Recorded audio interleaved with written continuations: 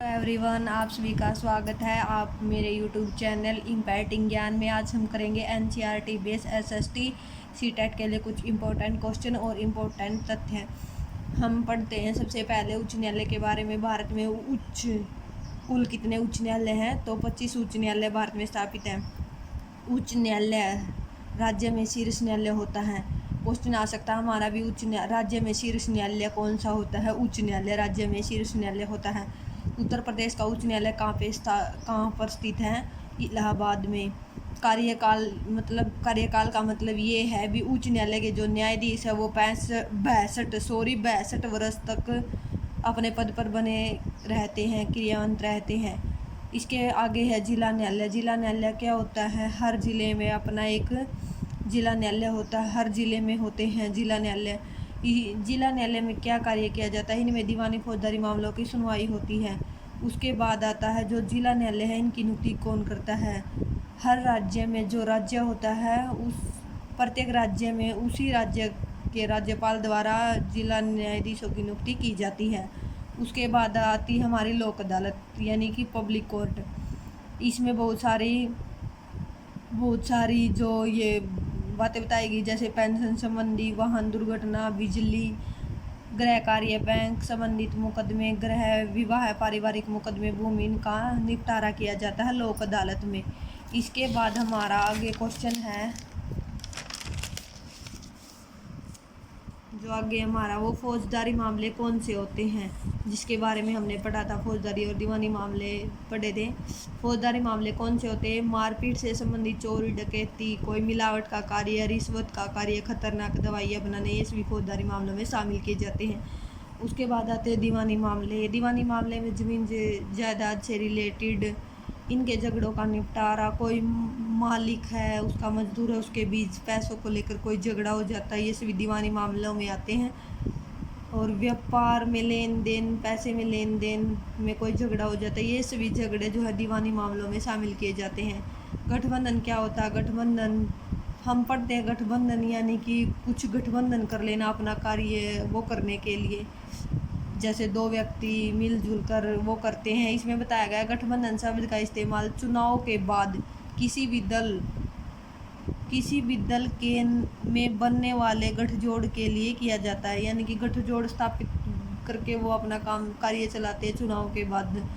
उसके बाद है रोल टैक्ट। रोल टैक्ट के बारे में हम पढ़ेंगे। रोल टैक्ट क्या था? रोल टैक्ट के बारे में हम पढ़ेंगे। जो रोल टैक्ट हुआ था, रोल टैक्ट का मतलब था भी भारतीयों के ऊपर जबरदस्ती थोपा गया एक्ट था। सभी भारतीय इस एक्ट के खिलाफ थे। भारतीयों के ऊपर ये जबरन थोपा गया था। रोल टैक्ट क्या था? जो ब्रिटिश सरकार थी वो बिना मुकदमा चलाए भी रोल टैक्ट के द्वारा जो भारतीय लोग थे उन लोगों को कारावास में डाल देती थी। ये रोल टैक्ट था। रोल टैक्ट के बारे में हम जानेंगे। 10 मार्च 1919 को रोल टैक्ट को लागू कर दिया गया था। उसके बाद क्या हुआ? पंजाब में इस कानून का भारी विरोध किया गया था। 10 अप्रैल को सत्यापन और डॉक्टर सैफुद्दीन किचलू को गिरफ्तार कर लिया गया। 10 अप्रैल को क्वेश्चन आ सकता हमारा भी, जो सत्यापन और डॉक्टर किचलू को कब गिरफ्तार कर लिया गया? 10 अप्रैल को। उसके बाद इनके विरोध में जनता भड़क गई। इनको गिरफ्तार करने के बाद तो क्या हुआ? इनके विरोध में 13 अप्रैल को जो अमृतसर है, जलियांवाला बाग है, जहाँ पर एक सभा का आयोजन किया गया। सभा चल ही रही थी, ख़त्म नहीं हुई थी, सभा समाप्त नहीं हुई थी। सभा के चलते चलते एक बहुत भयंकर दुर्घटना घटी। उस दुर्घटना को हम जलियांवाला बाग हत्याकांड के नाम से जानते हैं। वो घटना क्या थी? वो घटना थी जो जनरल डायर था अंग्रेज अधिकारी, उसने क्या किया? जनरल डायर ने सभा के चलते हुए बीच में दाखिल होकर फौजियों सहित वहाँ पे जो बाहर निकलने का रास्ता था वो तो बंद कर दिया और गोलियों की बौछावर कर दी, जिससे निहत्थे और बहुत सारे लोग थे वो बेघर हो गए, निसहारा हो गए। बहुत सारे लोग मारे गए, घायल हो गए, उनकी दशा दयनीय हो गई। ये सब जनरल डायर के कारण ही हुआ था। इसी घटना को जो है जलियांवाला बाग हत्याकांड का नाम दिया जाता है। इसके बाद हम पढ़ते हैं कुछ आहत सिक्कों के बारे में। इनका आकार क्या था? ये आहत सिक्के हम एनसीईआरटी बेस्ड क्वेश्चन कर रहे हैं, भी पेपर में जो आ सकते क्वेश्चन। आहचिक्के। इनका आकार कैसा होता है? आयताकार होते हैं, वर्गाकार, गोलाकार, और धातु को काटकर इन सिक्कों को बनाया जाता था। उसके बाद हमारा अगला नेक्स्ट क्वेश्चन है, महापौर कौन होता है? ये नगर निगम का अध्यक्ष होता है और जनता के द्वारा इसका चुनाव किया जाता है। उसके बाद हम अपने अगले क्वेश्चन की तरफ बढ़ते हैं। आगे हमारा वर्षा के कितने प्रकार होते हैं? वर्षा के 3 प्रकार होते हैं, संवहनीय वर्षा और पर्वतीय वर्षा और एक चक्रवाती वर्षा। सबसे पहले संवहनीय वर्षा। संवहनीय वर्षा वह होती है जब तापमान बढ़ने के बाद गर्म हवा चलने से जो वर्षा होती है वो संवहनीय वर्षा होती है। उसके बाद ये जो संवहनीय वर्षा ये गर्मियों में ज़्यादा होती है और उत्तरी गोलार्ध महाद्वीपों के भीतरी भागों में होती है।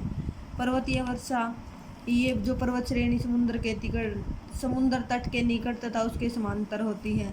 उसके बाद है चक्रवाती वर्षा, जो जब गर्म और ठंडी हवा आपस में एक दूसरे मिल जाती हैं तो जब चक्रवाती वर्षा होती है, और ये मध्य एवं उच्च अक्षांश के बीच होती है। Thank you everyone. आज हमने एनसीईआरटी बेस्ड कुछ तथ्य जाने, कुछ क्वेश्चनों को पढ़ा, समझा।